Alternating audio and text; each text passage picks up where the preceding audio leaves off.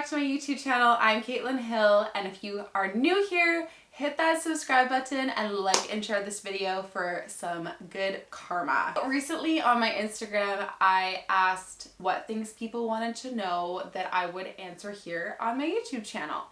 So I got some really great questions, and they're sort of like, the topics are sort of like all over the map, which I'm super into. I'm just gonna randomly answer whatever questions I feel called to answer in the moment. I'm not gonna, I don't have this planned out beforehand. I'm just gonna sort of like roll with it and see what I feel most called to answer right now. And yeah, let's just have some fun. So right off the bat here, first question. Can you share your 1-year-old breastfeeding frequency? First of all, happy World Breastfeeding Week. That is happening right now. I have been breastfeeding my twin girls, Rumi and Elio, for coming up on 16 months now. And I have to say, I am still breastfeeding all the time, like a lot. I've tried to wean a little bit during the day. I've definitely almost weaned at nighttime. And I mean, it's always like shifting and changing, and especially with two of them, it's hard to have like sort of like a really set schedule. It's not like I'm like, oh, I breastfeed 6 times a day or that sort of thing. Like, it's really on demand. I am with them most of the time, like 90% of the time, except for like if Matisse is with them, or you know, if another family member. So when I'm around, they just want me. Like, I always joke and say this, but I'm always like, they're addicted to the boob, but like they actually are, and they just want me all the time. Like, the second I walk in the room, they see me, I swear they just see like 2 big boobs in front of them, and they just want to breastfeed so badly. And yeah, so I still am breastfeeding a lot. Like I said, we have tried to wean breastfeeding at night, but I'm still doing, so right now they're down to 1 nap a day. That means that they're going to bed at 7 or 7:30 at the latest. Around 10:30 when they go to sleep, they usually wake up around then, and then I've been doing a feed then, and then I'm not feeding for the rest of the night. And if they do wake up, Matisse has been going in with a bottle of water. Sometimes they don't want the water. Sometimes they just want to be comforted. He goes with them. He says, hi, I'm here. I'm with you. You know, if they don't want him, they want me.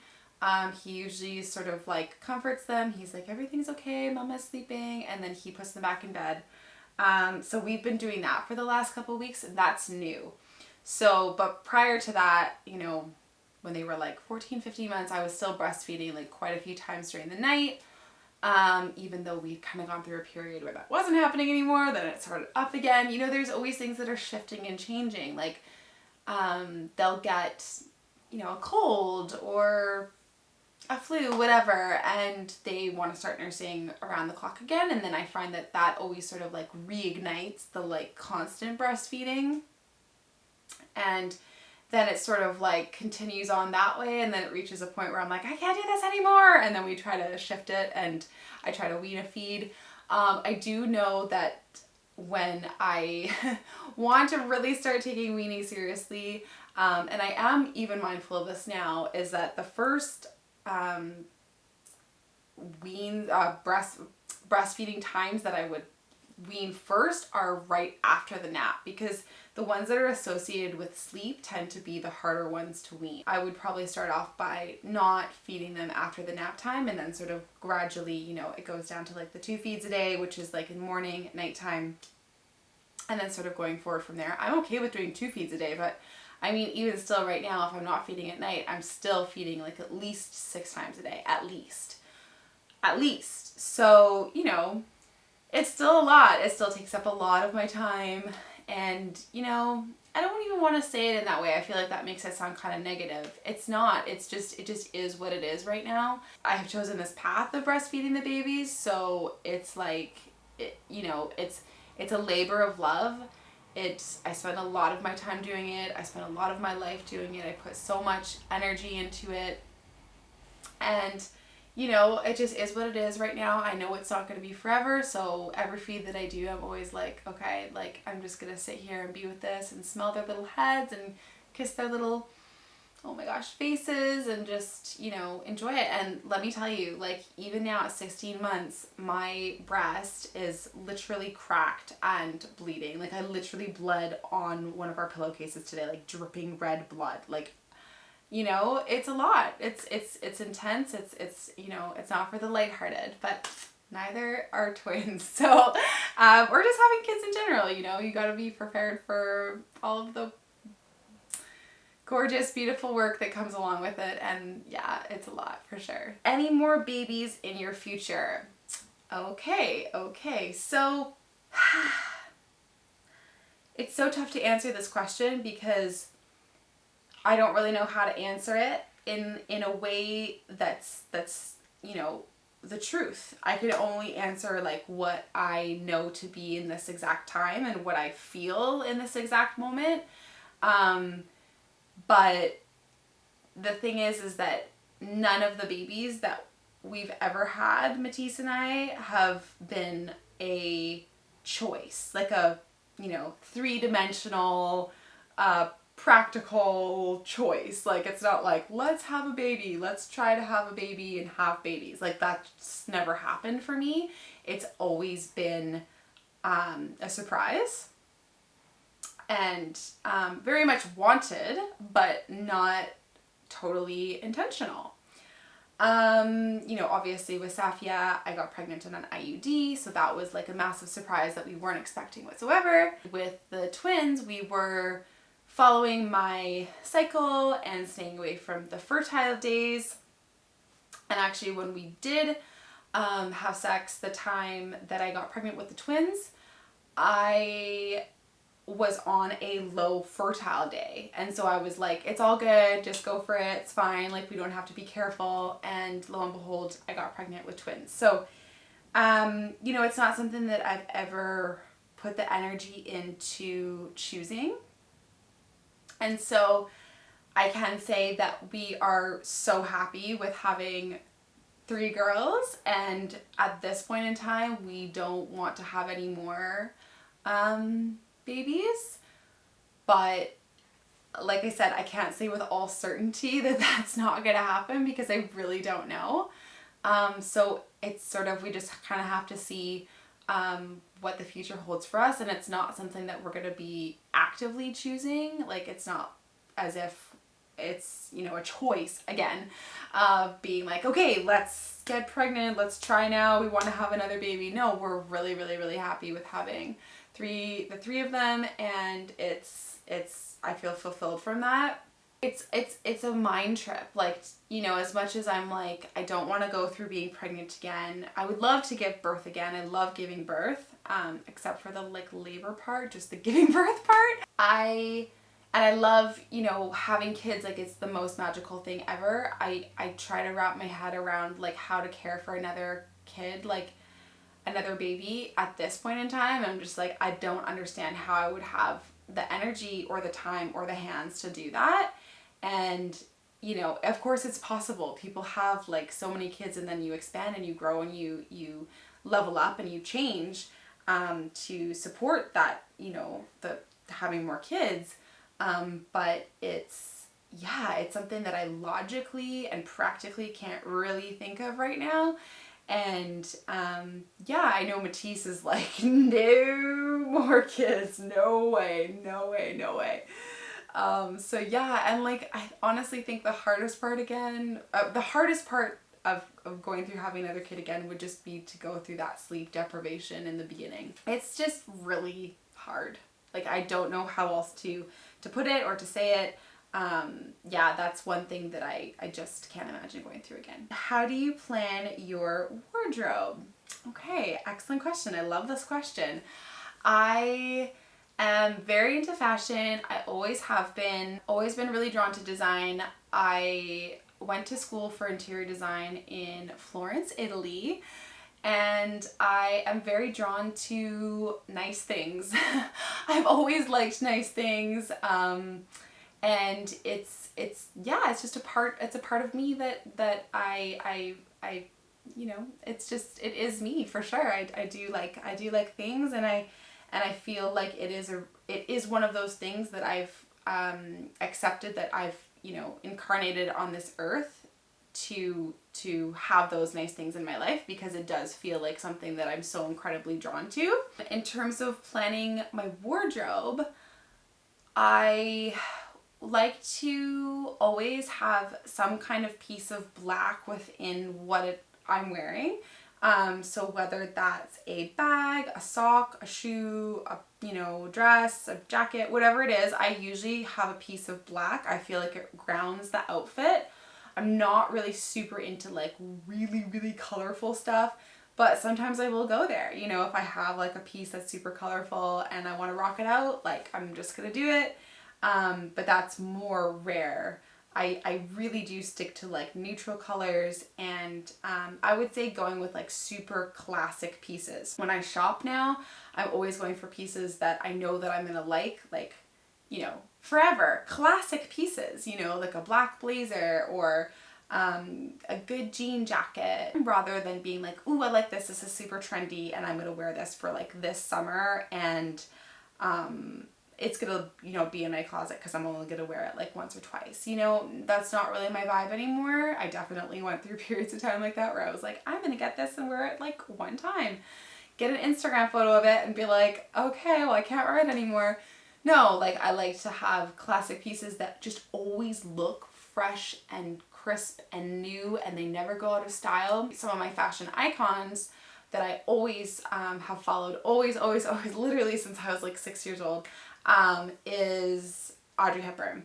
I have been, I don't want to say obsessed, but like obsessed with Audrey Hepburn since I was, very, very young. I watched all her movies and I was always like, wow, she's such a timeless, classic beauty. Her style, her fashion is just so, it's so like effortless but glamorous at the same time. It's like casual glam, I want to say.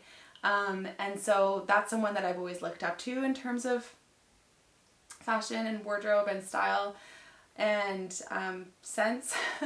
I'm just rambling here. But yeah, that's kind of, I guess when I'm planning my wardrobe, I always think of, first of all, number one most important thing is I have to feel comfortable.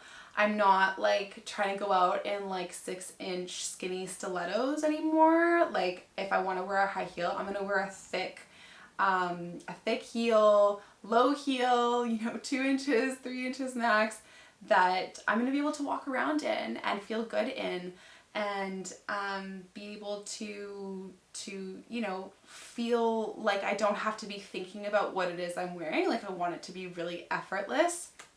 That goes again, if I'm wearing like a dress that's like too small and, you know, my boobs are hanging out or my skin's poking out of the sides, I'm not going to feel comfortable in that. I'm constantly going to be covering up, and then it doesn't give me the energy to feel effortless and like sexy and confident. So comfort is actually like number one on the list when I'm planning my wardrobe. And that can be just like an energetic comfort of like, oh, I want to wear this like thing that maybe I wouldn't normally wear, but I feel comfortable in it. And sort of like asking myself before I leave the house, like, do I feel fully comfortable rocking and pulling this off? Because that's the other thing, is you want to feel like, yeah, I'm gonna like rock this look and pull it off and feel cool and good about it. When I initially moved to Italy, I was like blown away by how the women dress there. And they're not like, you know, I feel like here in North America, I'm sure in other parts of the world, there's like this idea that if you're a mother, or if you're like, you don't care about like things, which I totally get, like it's that's in a 3-dimensional world. But if you don't want, you know, things to be important to you, and you want to like sort of dress down, or you don't care how you dress, but you're still like, oh, I'm a woman and I'm a feminist and I'm all these sorts of things, I feel like sort of like the self-care and the what you wear can kind of like become on the back burner, and it's sort of like a badge of honor to be like, well, I don't care what I look like. But for me, it's like the complete opposite. When I went to Italy and I saw these women that were like dressed impeccably, they're, you know, like a force to be reckoned with, and they're still strong, confident, amazing women. They're still like, you know, feminine and strong and you know, I just don't think it's something that you need to like sacrifice or compromise to be like, I'm a woman and I want to like feel good and look good and take care of myself and yeah, just rock it out. So yeah, that's how I plan my wardrobe. Did you or do you co-sleep with your twins? What is the best sleeping arrangement with the twins for you? Okay, so we initially co-slept with the twins for the first 6 months. The only way that we could get any sleep or for them to get any sleep was that I had one baby in the crook of my arm right here, and Matisse had the other baby in the crook of his arm right here, and we just slept like this for 6 months. And honestly, like, that was just the only way we were ever gonna sleep, because there was just no way we were gonna be able to put them down and for them to fully stay asleep. You know, it's a very personal choice however you want to choose to sleep with your kids, but that felt the best choice for us at that time. And I would have co-slept with them for longer, except that they started getting so big that they were taking up so much room and space in our bed that we were like, okay, we need to move them into their own, you know, cribs or bassinets now, because there was just no room for us in the bed. And Safia often climbs into our bed in the middle of the night still, so to have all 5 of us, we have a king bed, like king beds are the best, and it's still just like super tight with 5 people. Of course, I mean, like, wow. 5 people in one bed, it's a lot. But so yeah, so initially did the co-sleeping, moved them into the bassinets that were at the end of our bed in our room. We'd kind of like alternate and have like one baby in the bassinet, one baby in the bed with us, depending on who was feeding. And then it just sort of reached a point, I don't even know, I can't even remember like exactly what age we moved them into their own room, but it probably was at a point where I was like feeling really exhausted from the sleep deprivation. And the truth of the matter is that like, they can smell me. They can smell me when I'm close. They can smell my milk. And so we put them into their own bedroom. I think that was, I'm like trying to remember if that was like before or after we went to Mexico. I think it was before we went to Mexico. And they slept in their own room. So that must have been before they were 8 months old, I want to say.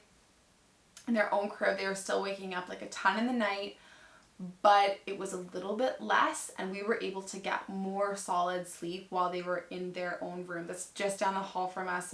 It's close. Like, it doesn't feel like they're like, you know, in another part of the house or something like that. But you know, it was a tough choice because like I said, I wanted to continue co-sleeping with them and having them close and having them in the room, but frankly, I just wasn't getting enough rest. I always feel like I go between this balance of like, what's best for them and what's best for me, and kind of like going back and forth between the two.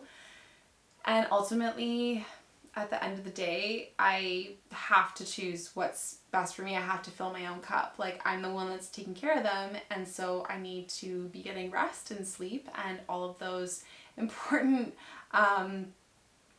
you know, moments of deep sleep when I can. So I think that was around that time, around 8 months, we moved them into their own beds. They both sleep in their own cribs, and now they're sleeping really well. Even just now, they're actually napping. They're having 1 nap a day now, which usually goes from like 2.5 to 3 hours, and it's fantastic. And they're in a super, super dark room. We've got, you know, a little sound machine in there, and just, I mean, they sleep, and I get to have a bit of a break and do what I love to do, and Matisse gets to, you know, have a break and eat and do all these sorts of things. So it's, yeah, that's what we're doing now. And you never know, like, obviously eventually they'll move into their toddler beds, and then who knows, maybe they'll start running into our bed again. I mean, I don't know what the future holds, and maybe Safi will stop sleeping with us, probably eventually in the next like year or two. And yeah, we'll just kind of go with the flow and see what works best for us at that time, and just take one day at a time, because of course, like when one of them is not feeling well, if they're both not feeling well, then they're back in the bed with us and sleeping literally directly like on us, to be able to just feel comforted and close and safe and secure. So yeah, that's that's where we're at right now. I had so much fun answering these questions, and I'm definitely going to do another one of these, like 100%. Please hit that subscribe button and like and share this video, and thank you so much for watching, and thank you so much for asking these amazing questions, because I just love answering them. Like, this was the best time ever. So thanks for watching, thanks for supporting, and I look forward to connecting and seeing you again very soon. Mwah! Ciao for now!